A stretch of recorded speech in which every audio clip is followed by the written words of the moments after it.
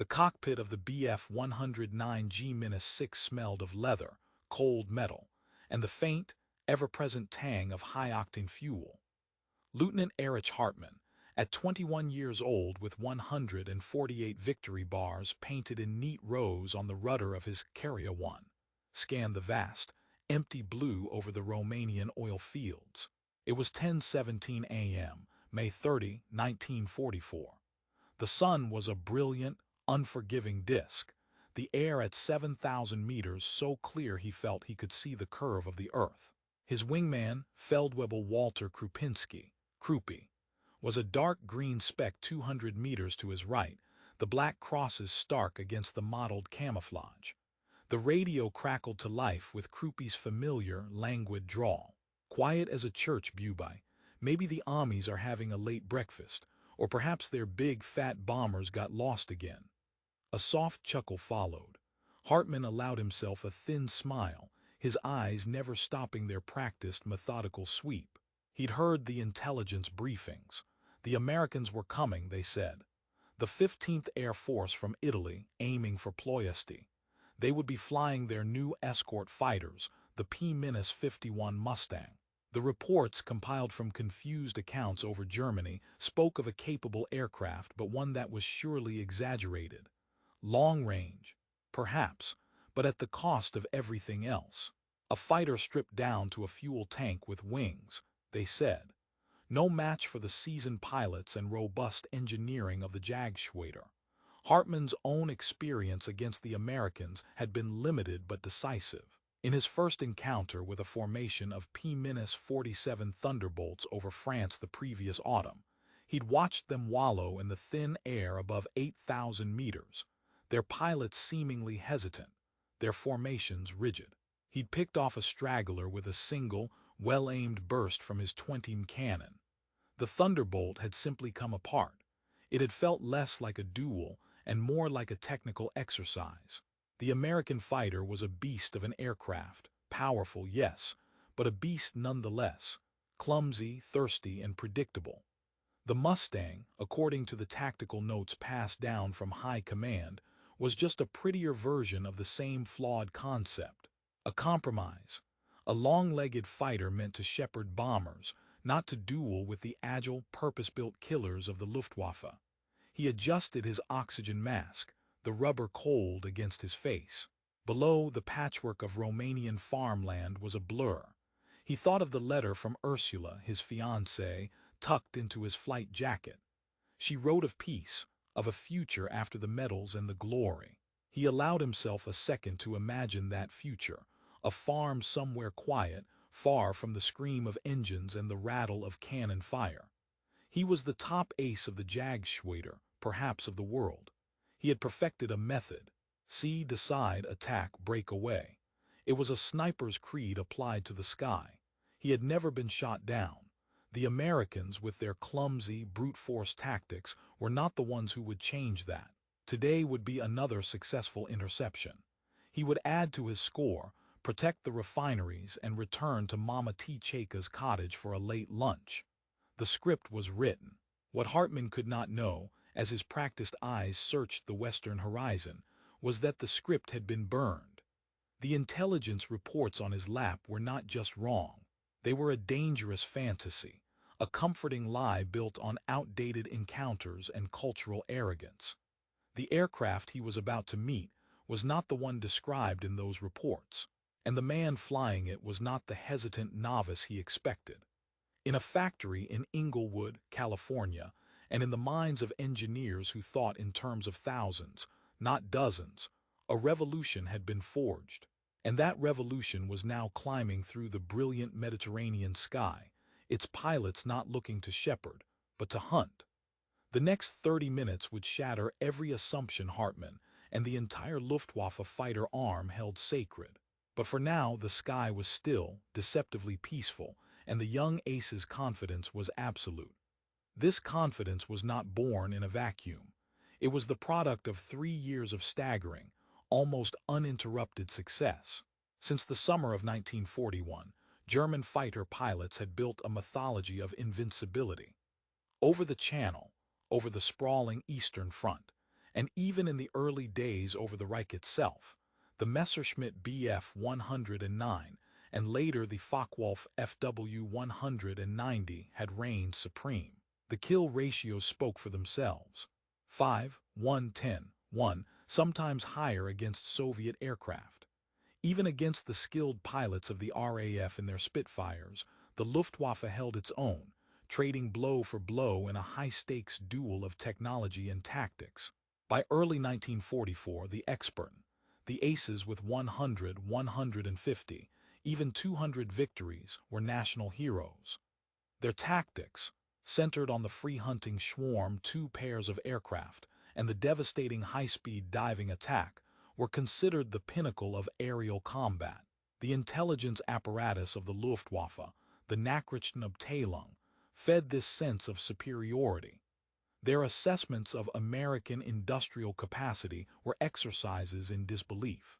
A report from January 1944, stamped Geheim Kommandantschaft, top secret, estimated total U.S. fighter production for that year at perhaps 25,000 units.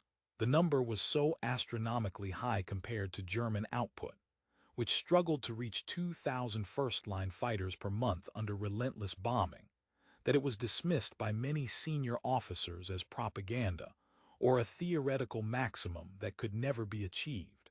The report's author, a major with experience in industrial economics, had included a chilling footnote. If these figures are even half accurate, the material balance of the air war will become mathematically impossible for us by late 1944. The footnote was circled in red pencil by a General der Jagdflieger staff officer, who scribbled in the margin, "Alarmist, ignores qualitative superiority of German engineering and pilots."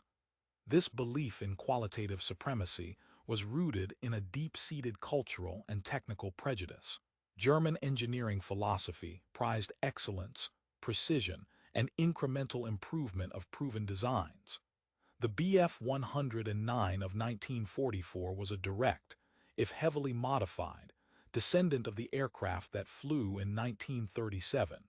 Each new variant was a masterpiece of optimization, squeezing more performance from an airframe that was, at its heart, small and light.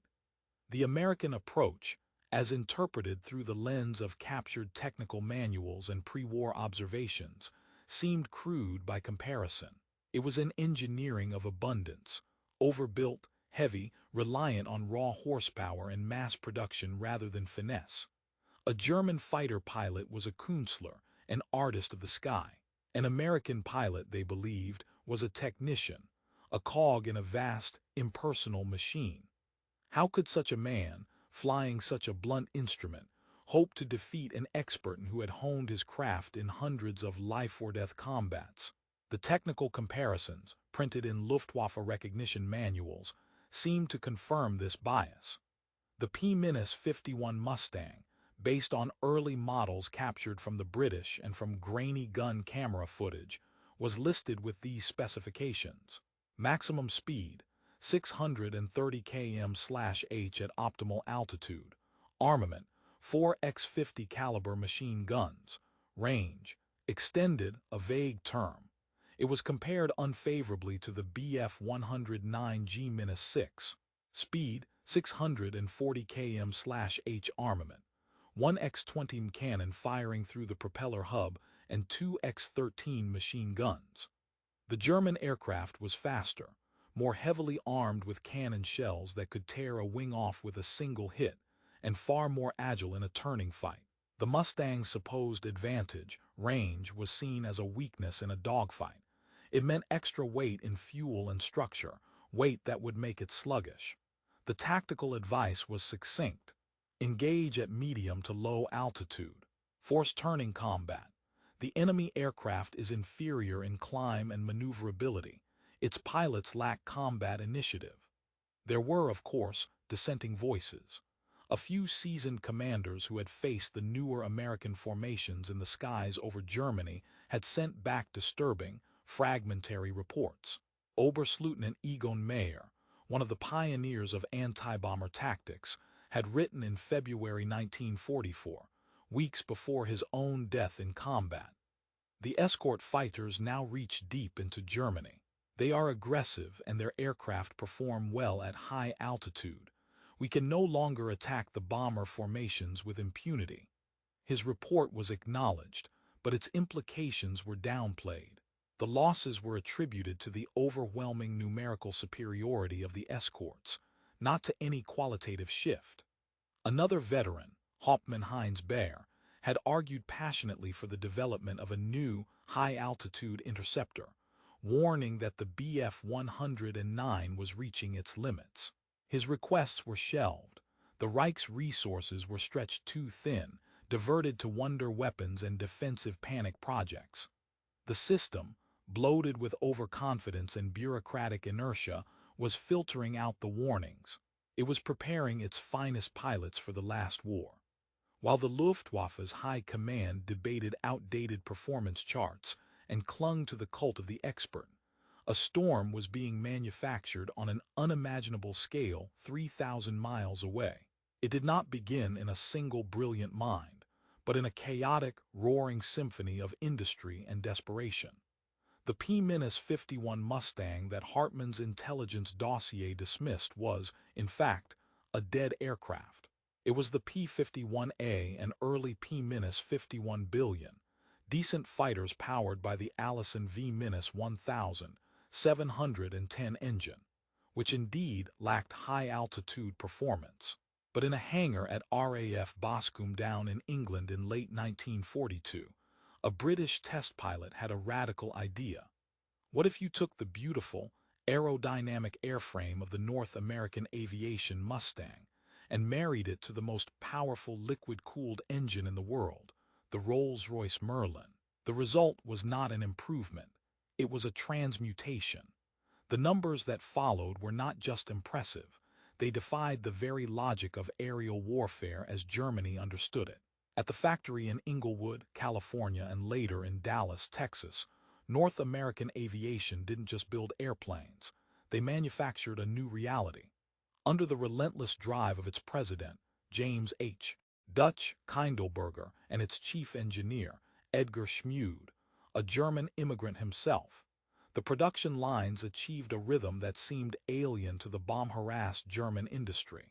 In 1943, North American built 22 Mustangs. In 1944, that number would explode to over 14,000.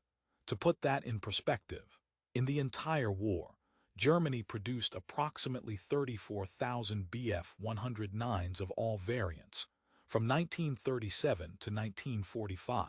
In the 2 years of peak Mustang production, America came close to matching that total for a single, superior type. The technical innovation was not a single gadget, but a holistic reimagining of the long-range fighter. The Packard-built Rolls-Royce Merlin 61 engine, with its two-stage, two-speed supercharger, was a masterpiece.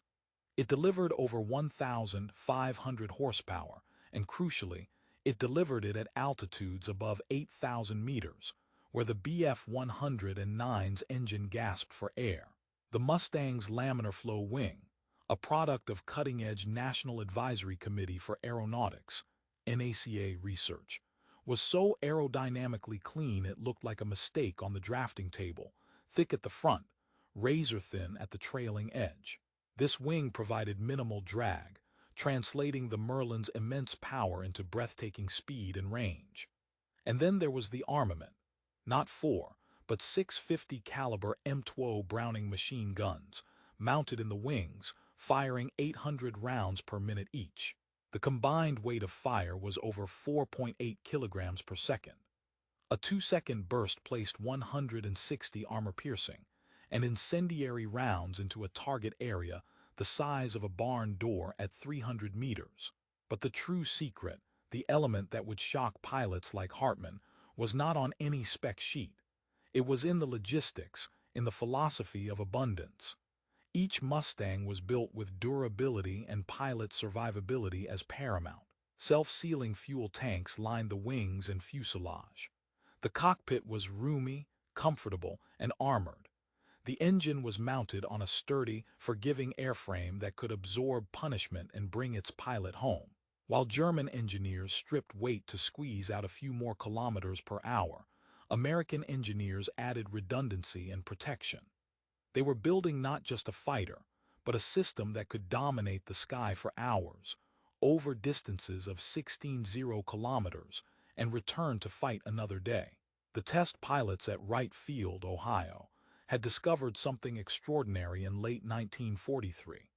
The P-51 billion, at 9,000 meters, could reach 710 km/h.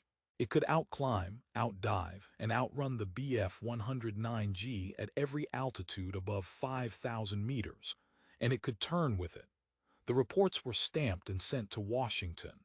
A new era had begun, and the Luftwaffe didn't have a clue.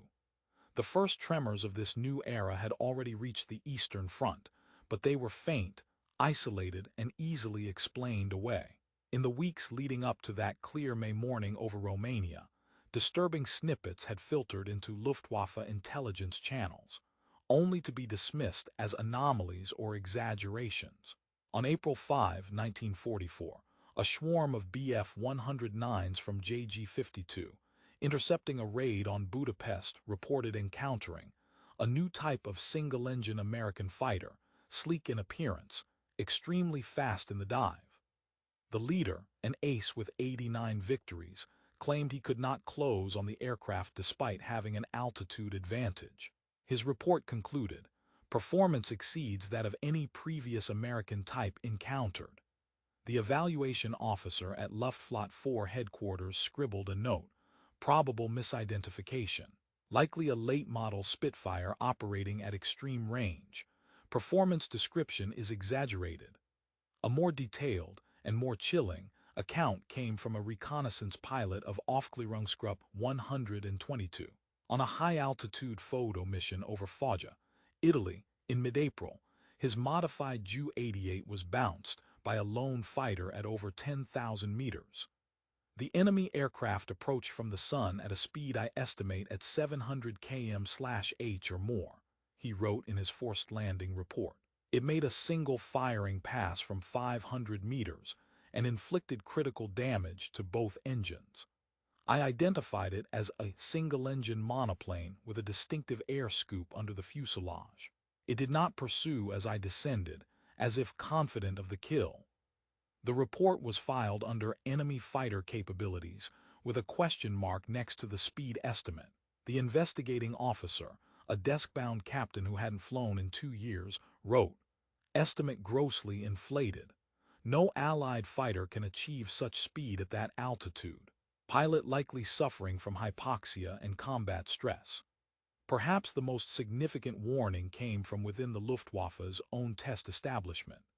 At the Erprobungsstelle Richlin, the Luftwaffe's primary test center, engineers had been studying captured Merlin engines from downed British aircraft.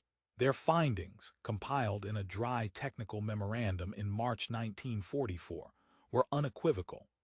The two-stage supercharger system of the Rolls-Royce Merlin 61 series represents a significant advance in high-altitude performance. If deployed in a suitable airframe, it would grant the enemy parity, if not superiority, above 8,000 meters. The memorandum was circulated to the technical departments of Messerschmitt and Focke-Wulf. At the office of the General der Jagdflieger Adolf Galland, it was read and set aside. Galland, a pragmatic and brilliant fighter leader, knew the threat was real, but he was fighting a daily battle for resources, for fuel, for new aircraft that were already obsolete on the drawing board. The memo was a diagnosis of a terminal illness for which there was no cure.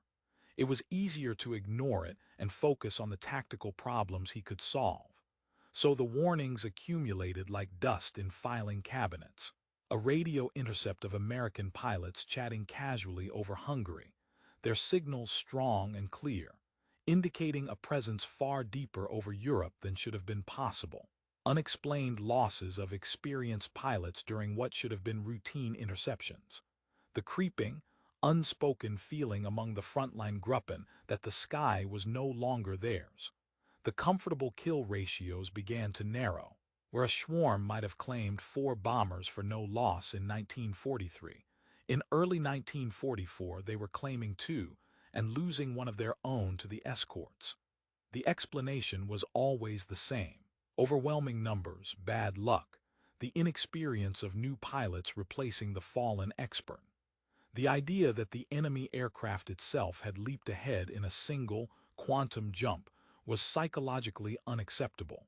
To accept it was to admit that the technological and tactical foundation of the Luftwaffe's fighter force, the very source of its pride and its potency, was crumbling.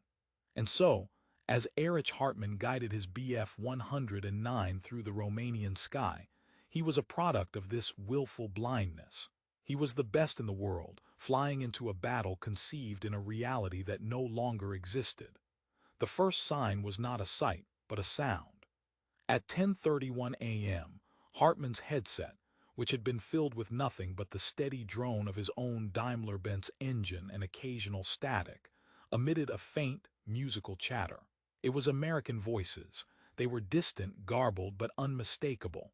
One voice, calm and drawling, said something about Angels 15. Another crackled with, "Keep it tight, blue flight." The transmission was startlingly clear. Hartmann's eyes snapped to his instrument panel, then back to the sky. They were close, very close, and they were high. Angels 15 was fighter pilot slang for 15,000 feet, about 45 meters. But the clarity of the signal suggested they were much higher, their radios unimpeded by the curvature of the Earth. "Krupi, you hear that?" Hartmann's voice was flat, professional. "Yeah. Party guests arriving," Krupinski replied, but the lazy humor was gone, replaced by a taut alertness. Hartmann began a gentle climb, easing the throttle forward, his eyes raking the western quadrant where the sun was now a fierce, blinding glare. He saw them then, not the massive, lumbering boxes of the B-17s or B-24s, but tiny, dark specks, high and glinting like scattered diamonds. He counted automatically: 4, 8, 12, 16, a full group. They were still far out, but their formation was tight, disciplined. And they were not alone. Above and behind the first group, another layer of specks materialized, then another. His stomach tightened, a cold, familiar knot of pre-combat adrenaline but laced with something new, a flicker of unease. The briefing had mentioned bombers with escorts. This looked like escorts with escorts. Tung, Indianer. He called over the squadron frequency, using the slang for enemy fighters. "Multiple contacts, high 12 o'clock. Estimate 2 Gruppen, maybe more." The response from his Staffelkapitän, Hauptmann Gerhard Barkhorn, his friend and friendly rival with 250 victories, was immediate and calm. "All units climb to 8,000. Swarm tactics. Engage the escorts first, then the bombers. Remember, they are heavy, they cannot turn. Hartmann, Krupinski, take the high group." Hartmann pushed the throttle to the gate, the Bf-109's engine roaring in response. The aircraft began to climb, its nose pointed at the glinting specks that were growing larger with terrifying speed. The plan was textbook. Use the 109's excellent rate of climb to gain an altitude advantage, then execute a high-speed diving attack, a Sturzengriff shoot, and break away. Never get drawn into a turning fight with a heavier aircraft at low altitude. It had worked 100 times, but as the distance closed, the details of the enemy aircraft became horrifyingly clear. They were not P-47s. The bulky, barrel-chested silhouette was absent. These were sleek, predatory shapes with elegant, tapered wings and a distinctive, deep fuselage. The air intake under the nose was unmistakable. P-51 Mustangs. A lot of them. Hartmann's mind raced, trying to reconcile the image before him with the intelligence pictures. These didn't look like compromised, long-range hacks. They looked fast. They looked dangerous. He was at 75 meters now, the Mustangs slightly above at maybe 8,000. The usual protocol was for the heavier American fighters to try to dive away or to turn defensively, presenting their wings for a snapshot. These did neither. As the German Gruppe continued its climb, the lead formation of Mustangs did something extraordinary. They tipped over into a shallow dive, not to escape, but to accelerate. And they accelerated with a ferocity that stole the breath from Hartman's lungs. One moment they were distant shapes, the next they were growing at an impossible rate, their outlines blurring with speed. Mein Gott, they're fast. Krupinski's voice was a sharp exhalation over the radio. The tactical picture dissolved in a heartbeat. The diving Mustangs weren't aiming for the German formation below. They were aiming for Hartman's climbing group, the top cover. They were attacking upwards, from a position of inferior altitude, with such velocity that they negated the German climb advantage entirely. It was an act of sheer, arrogant confidence. "Brake! Brake right!" Barkhorn's order was a shout. Hartman slammed the stick right and back, his 109 snapping into a violent turn. The G-forces pressed him into his seat, his vision graying at the edges. He caught a glimpse of a Mustang flashing past his canopy, so close he could see the pale oval of the pilot's face and the checkerboard pattern on the nose. It was gone in an instant, a gray-blue streak that vanished behind him. The sound was not the labored roar of a straining engine, but a clean, powerful scream, the sound of the Merlin at full song. Chaos is a poor word for what happened next. It was a calculated, high-velocity deconstruction. The radio, once a channel for terse commands, erupted into a cacophony of shouts, warnings, and static. "Zwei auf meiner Sechs. 2 on my 6. Krupi, where are you? I can't shake him, he's sticking like glue. Verdammt, he's turning with me." Hartman, completing his brake, rolled level and scanned frantically. A Mustang was glued to the tail of a 109, about 500 meters away. The German pilot was weaving desperately, performing the classic defensive scissors. The Mustang matched him move for move, its pilot seemingly anticipating every jink. Then, from a range Hartman estimated at 400 meters, far outside the effective range of his own cannon, a flickering orange tongue of fire licked from the Mustang's wings. Not the bright, slower flashes of cannon shells, but the rapid, stuttering sparkle of multiple machine guns. The sound, even through the cockpit glass and engine noise, was a distinct, ripping Tekloth buzzsaw snarl. Tracers, a solid stream of them, converged on the 109's fuselage. Pieces flew off. A flash of flame erupted from the engine cowling. The 109 nosed over and began a final, smoking plunge toward the earth. No parachute. Hartman's blood ran cold. The accuracy, the volume of fire, the range. It was all wrong. The Mustang hadn't needed to close to point-blank range. It had killed from a distance where the 109 was effectively defenseless. And it had done so while out-turning its prey. He had no time to process it. A shadow flicked across his canopy. Instinct, honed in 250 previous combats, took over. He shoved the stick forward, diving violently. The altimeter unwound, 7,000. 65-0, 6,000 meters. He pulled out, his wings groaning, and looked back. A Mustang was following him down, not just following, gaining, in a dive. The Bf-109, with its sleek lines, was legendary for its diving acceleration. It was the German fighter's trump card. This Mustang was not just matching it, it was closing the gap. Hartman could see the details of the enemy aircraft now. The dark green and gray camouflage, the large white star on the fuselage, the code letters HLR on the side. The pilot was good. He was staying in Hartman's blind spot, just below and behind. Hartman reefed the 109 into another turn, this time to the left, pulling until the G-forces made him grunt with effort. He glanced in his mirror. The Mustang was still there, its turn radius seemingly identical to his own. It was impossible. The reports, the briefings, the technical comparisons, they all screamed that this was impossible. A long-range escort fighter should not be able to outdive, outrun, and outturn a Bf-109 at medium altitude. Yet here it was, doing all three. He tried a last, desperate trick. He chopped the throttle, popped the landing flaps to kill his speed abruptly, and stomped on the right rudder, throwing the 109 into a skidding, brutal stall turn. It was a move that usually caused an overshooting enemy to flash past, presenting a perfect target. The Mustang pilot didn't fall for it. He simply eased off his own turn, slid out to the side, and then rolled back in, his angle of pursuit never breaking. He had seen the move before. He was patient. He was waiting. The radio was a bedlam of panic and confusion now, the disciplined language of the expert and shattered. Sie sind überall. They're everywhere. Where are the bombers? I don't see any bombers. Blue 4 is hit. I'm bailing out. Verflucht. This isn't a fighter, it's a... The transmission cut off in a burst of static. Hartman's own situation was becoming untenable.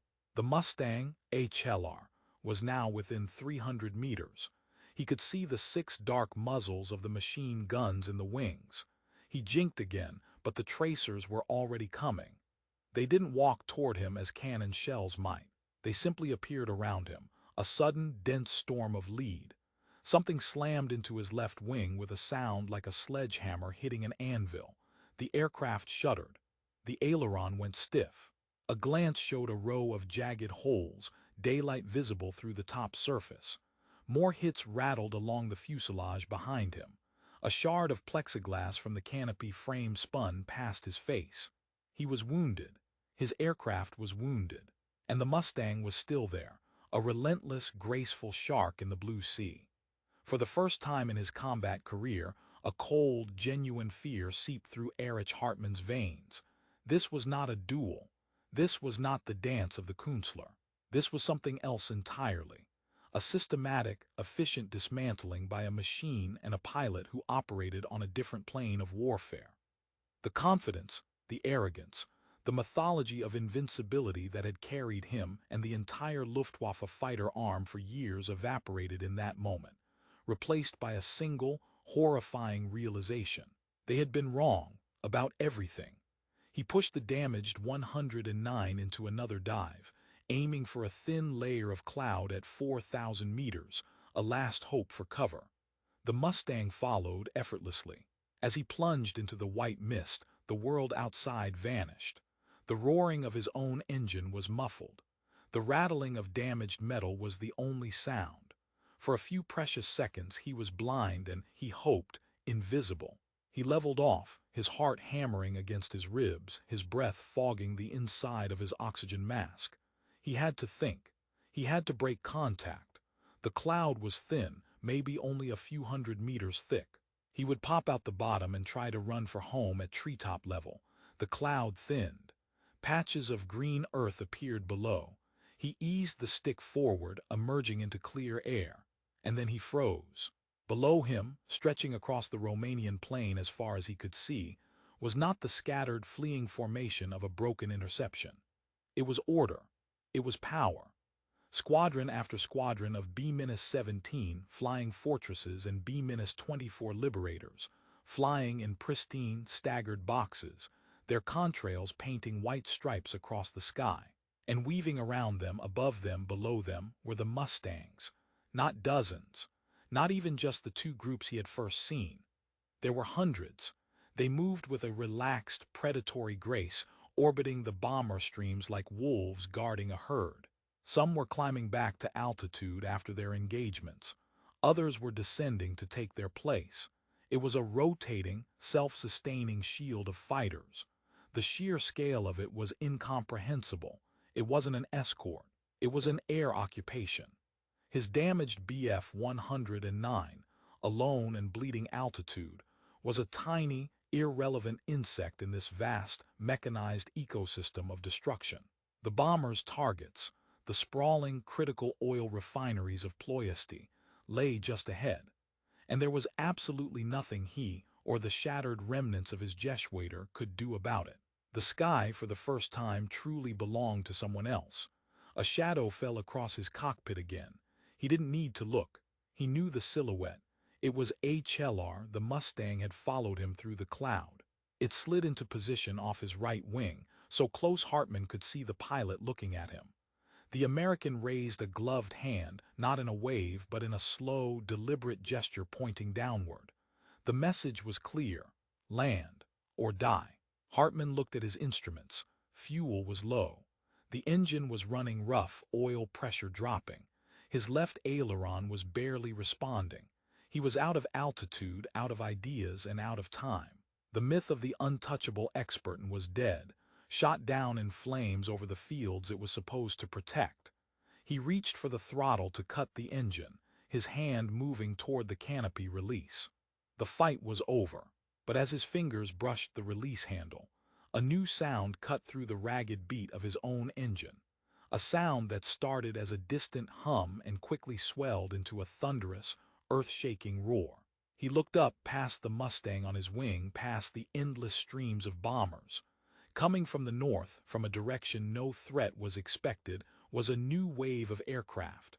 Dozens of them. They were lower, faster, and they weren't bombers. The sun glinted off their twin tails and distinctive twin-boom fuselages.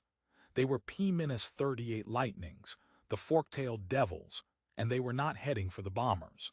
They were in a shallow dive, their noses pointed unerringly at the very heart of the refineries, and they were moving with a purpose, and a speed that suggested this was not a mere bombing run. This was something else entirely, a second, unexpected hammer blow. And as the first of the P-38s began to pull up, its wings sparkling with the fire of its concentrated nose armament, not at aircraft, but at the ground targets below, Erich Hartman understood with a final, crushing clarity that the disaster was not ending. The roar was not just from the P-38s. It was the sound of the entire air war shifting irrevocably beneath his wings. The Mustang, HLR, seeing the new threat vector, waggled its wings once more in that imperative downward gesture, then peeled away, its pilot choosing to rejoin the protective screen around the bombers rather than waste time on a single, crippled opponent. Hartman was, for the moment, forgotten. The spectacle below commanded all attention. The P-38s, perhaps 40 of them from the 82nd Fighter Group, were not carrying bombs. They were armed with their standard nose battery, 450 caliber machine guns, and a single 20 Hispano cannon. But their target was not aircraft. In a tactic born of desperation and innovation, they were conducting a fighter-bomber strike of pinpoint ferocity. As Hartman watched, paralyzed, the lead Lightning pulled up from its dive at barely 1,000 meters, and a stream of incendiaries and armor-piercing rounds, visible as a solid river of light, walked across the complex network of pipes, storage tanks, and distillation columns of the Astra Romana refinery, where the heavy bombers would drop their loads from high altitude in a carpet pattern. This was surgery. A storage tank, hit by the concentrated fire of 3 P-38s in succession, ruptured. A secondary explosion, slow and blooming at first, then erupting into a fireball that rolled upward in a monstrous black-hearted rose, swallowed the aircraft that had caused it. The Lightning vanished, a fragment of sacrificed steel, but the effect was catastrophic. A chain reaction of explosions began to walk through the refinery complex, each blast sending shockwaves that Hartman felt through his airframe. His mind, trained for the calculus of aerial duels, struggled to process the industrial scale of the destruction. This was not warfare as he knew it. This was annihilation by 1,000 cuts, each cut delivered by an aircraft that could fight its way in, deliver its blow, and fight its way out. The Mustangs owned the high and medium altitudes. The P-38s were shredding the target at low altitude. There was no sanctuary.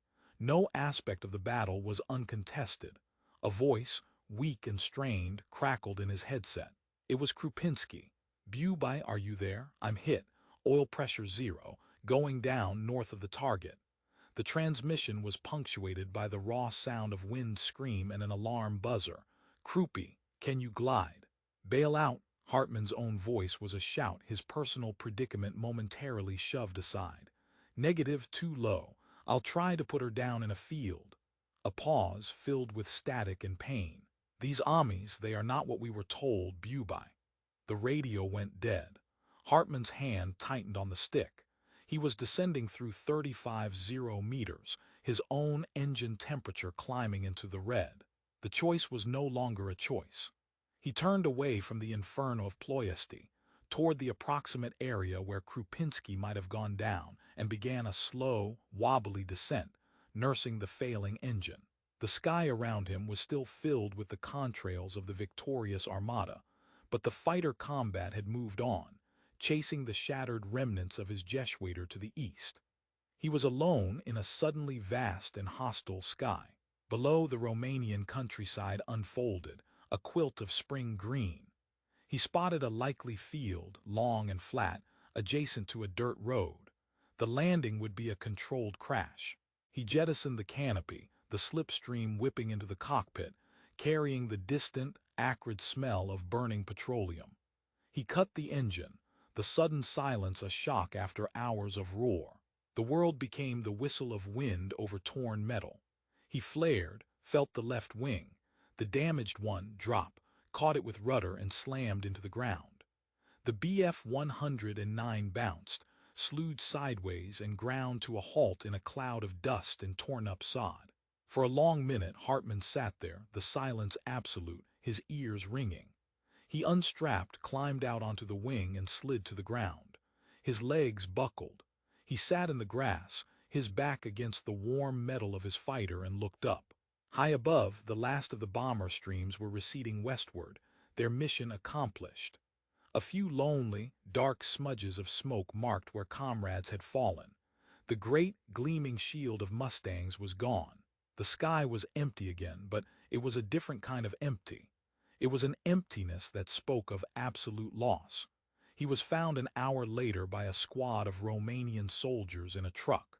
They treated him with deference, the famous ace, the black devil of the Ukraine, but their eyes were wary, looking past him to the burning horizon where Ploiesti's refineries sent pillars of black smoke to blot out the sun.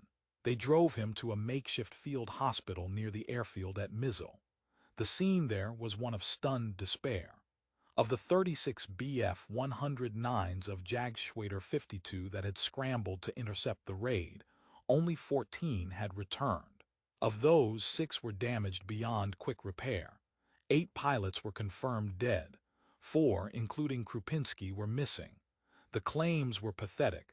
2 B-17s probable, 1 P-51 confirmed.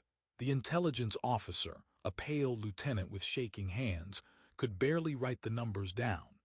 In the corner of the operations hut, Hauptmann Gerhard Barkhorn, the second highest scoring ace in the world, sat on a crate, his flying jacket smeared with oil, staring at a map on the wall without seeing it. He had 250 victories. That morning, he had not even gotten a shot off. A Mustang had chased him for 10 minutes, a relentless, unhurried pursuit that only ended when Barkhorn dove to treetop level and fled east, the American finally breaking off, low on fuel or simply bored. The expert had been rendered irrelevant. They knew everything, Barkhorn said to no one in particular, his voice hollow. They knew our climb rate, they knew our dive speed, they knew our tactics, they were waiting for us. It was not a battle. It was an ambush. Hartman, nursing a cup of ersatz coffee that tasted of mud, said nothing. He was thinking of the Mustang, HLR, the calm, patient pursuit, the pointing finger. The pilot had not been a novice. He had been a hunter, and Hartman had been the prey. The script, indeed, had been burned. The disaster over Romania on May 30, 1944, was not an isolated event. It was a single, vivid data point on a graph that was curving vertiginously against the axis. While Hartman sat in that Romanian hut, the same story was repeating itself across the breadth of the European theater, a symphony of defeat conducted with brutal efficiency.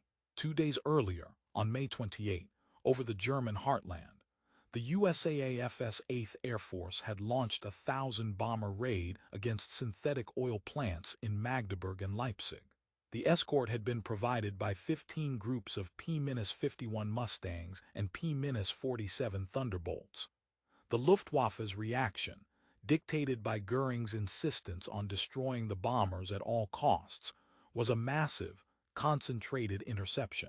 The result was Der Großschlag, the Great Blow, a day that entered Luftwaffe lore as a catastrophe.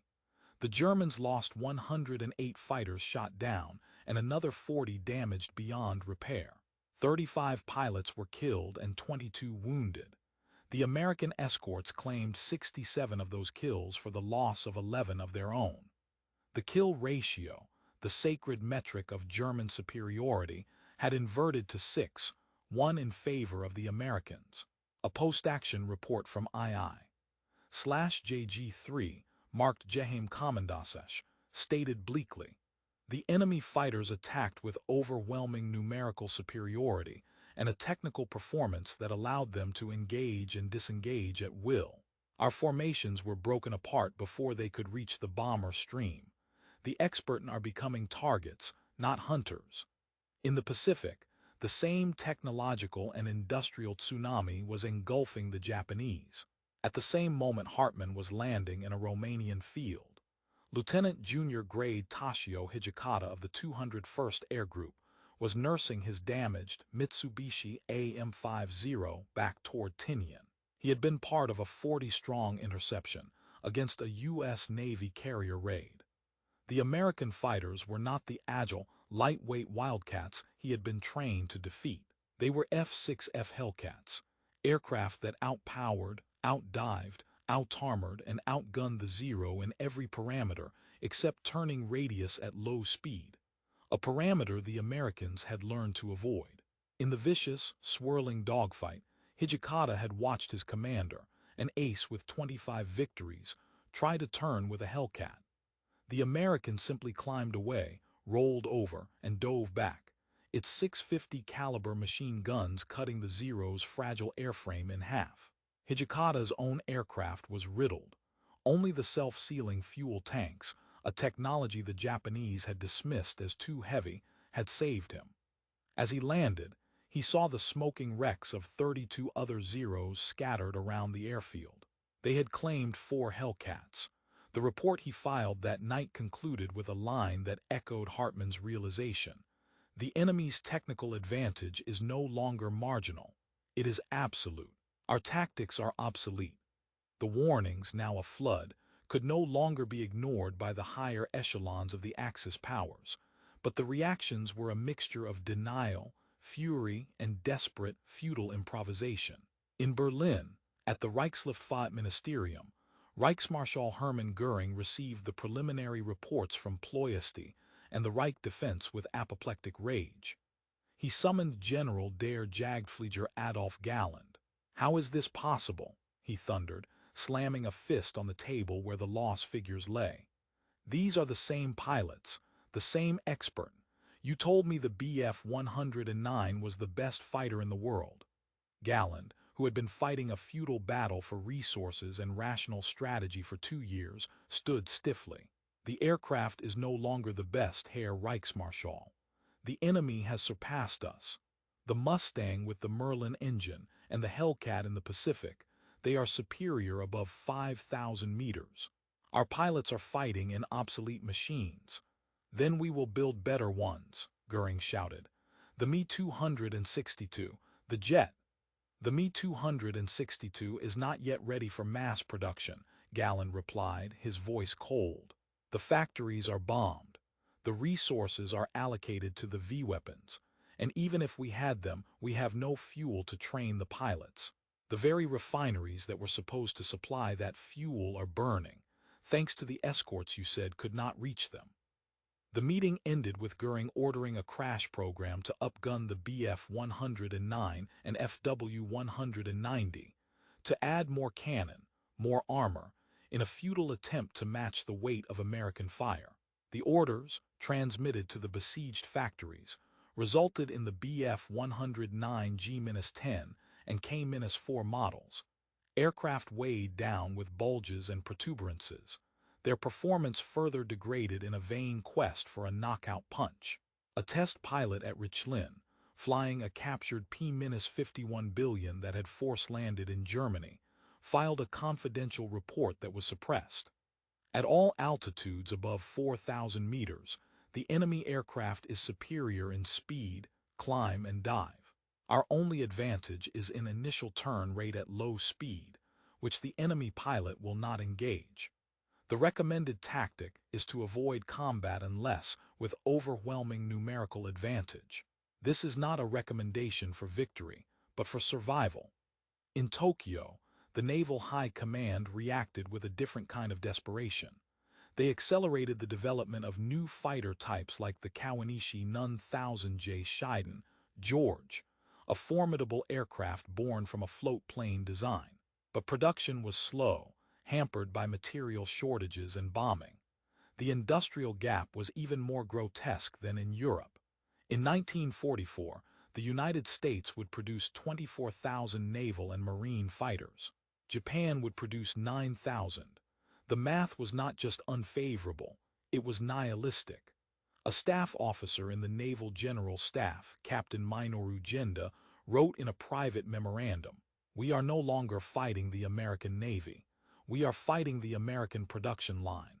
For every ship they lose, 2 take its place. For every aircraft we shoot down, 10 appear. The war is a race between our spirit and their machinery. Our spirit is finite. Their machinery is not." The human cost of this technological and industrial asymmetry was devastating in its intimacy. The expert, the living repositories of skill and experience, were being systematically culled. In the 6 weeks following the introduction of the long-range P-51 escort over Germany, a period the Luftwaffe would call Die große Jagd, the Great Hunt. But with themselves as the hunted, the German fighter arm lost over 1,000 pilots killed or captured. These were not raw recruits. They were men like Major Walter Krupinski, the first jet ace, killed in November 1944 when his Me-262 was overwhelmed by Mustangs during landing. Like Oberstleutnant Helmut Lent, a night fighter ace with 110 victories, lost to an engine failure in a strained, overused aircraft. The average life expectancy of a new Luftwaffe pilot on the Western Front in mid-1944 plummeted to less than 3 combat sorties. The replacement pilots, arriving from training schools with less than 150 flight hours, compared to over 400 for their American counterparts, were lambs to the slaughter. A diary recovered from a crashed FW-190 contained the entry, "My third mission. Saw my leader shot down by a Mustang. Never saw the enemy, just the tracers. He came from the sun. I am alive only because he was not interested in me. I am not a fighter pilot. I am a target." For those who survived to be captured, the revelation of American industrial might was a psychological blow as profound as combat defeat. Lieutenant Franz Müller, a Stuka pilot shot down over Normandy in July 1944, was being transported to a POW camp in England when his train passed near the port of Southampton. He later recounted in an interrogation report, "The harbor was filled with ships, not dozens, hundreds, Liberty ships, troop transports, landing craft, they stretched to the horizon. And in the sky, a continuous stream of transport aircraft like migrating birds. I turned to the American guard and asked, 'How can you have so much?' He just shrugged and said, 'Mister, you ain't seen nothing yet.' In that moment, I knew we had not lost to soldiers. We had lost to a force of nature. The strategic impact of this shift was not gradual, it was tectonic. With the Luftwaffe fighter arm broken over the Reich and the oil fields, the Allies achieved what was called Big Week in February 1944 on a permanent, rolling basis. Air superiority became air supremacy. The implications cascaded across every theater. The first and most immediate was the success of Operation Overlord, the D-Day landings on June 6, 1944, just 1 week after Hartmann's defeat. The Luftwaffe could muster only 319 sorties over the invasion beaches that day, most of them harried and ineffective. The Allies flew over 13,000. The skies above Normandy belonged to the Typhoons, Mustangs, and Thunderbolts, which ruthlessly strafed and bombed any German movement in daylight, severing supply lines, destroying reinforcements, and pinning the once mighty panzer divisions into immobility. Field Marshal Erwin Rommel's famous assessment, given to Hitler before the invasion, proved prophetic. If we cannot win the battle for air superiority before the invasion, then the battle on the ground will be a disaster. On the Eastern Front, the drain of Luftwaffe forces westward to face the American bomber offensive created a critical vacuum. The Soviet Air Force, now equipped in vast numbers with robust, effective aircraft like the La-5FN and the Yak-3, achieved dominance. Soviet ground attack planes like the Ilmenus-II Sturmovik operated with near impunity, blasting German armor and infantry in a relentless, rolling offensive that would not stop until it reached Berlin. The collapse of the fuel supply, hammered by the very raids Hartmann had failed to stop, strangled the German war machine at its source. By September 1944, German aviation fuel production was at 8% of its pre-Big Week level. Pilot training was slashed to a few dozen hours. Operational squadrons were grounded, their aircraft sitting silent on rain-swept airfields, waiting for fuel that would never come. The once-proud Jagdgeschwader were reduced to launching handfuls of aircraft in futile, sacrificial gestures against the endless streams of bombers. For Erich Hartmann, the aftermath of May 30 was a personal and professional reckoning. He survived. Walter Krupinski survived his crash landing, evaded capture, and returned to the unit. But the war they knew was over. Transferred back to the Reich defense in the fall of 1944, Hartmann continued to score victories. His final tally would reach an astonishing 352, the highest in history, but the nature of the kills had changed. They were desperate, defensive actions, often against unescorted bombers in the last, gasping raids of a dying Luftwaffe.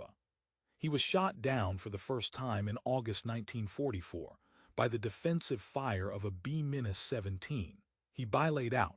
He was shot down again in October by a P-51. He bilayed out again.